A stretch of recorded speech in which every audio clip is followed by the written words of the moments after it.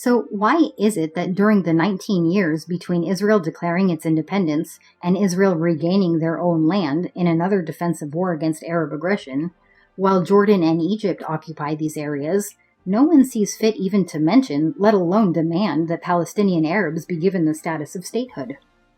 Perhaps these statements can shed some light on the matter. In an interview with the Dutch magazine Trouw, the chief of military operations of the PLO, Zahir Mohsen, says, quote, "Yes, the existence of a separate Palestinian identity exists only for tactical reasons." End quote. And in 1946, Philip Heaty, an Arab historian, testified before the Anglo-American Committee of Inquiry stating, quote, "There's no such thing as Palestine in history, absolutely not." End quote.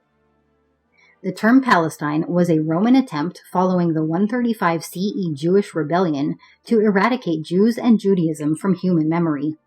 The Latin term, on the advice of the Soviet KGB, was later misappropriated by the Arabs as if it were their own, for the specific purpose of confusing those who don't know any better into thinking that they were the indigenous population.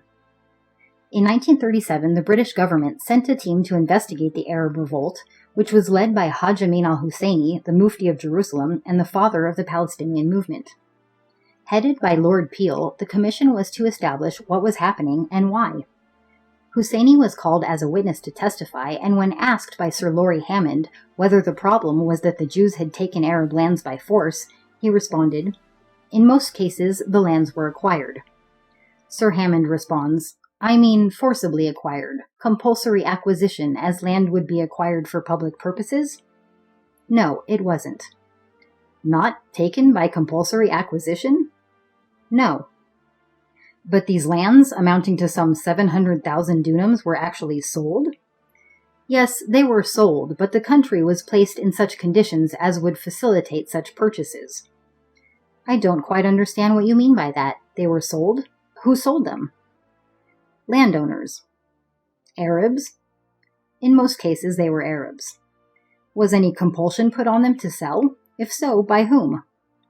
As in other countries, there are people who, by force of circumstances, economic forces, sell their land.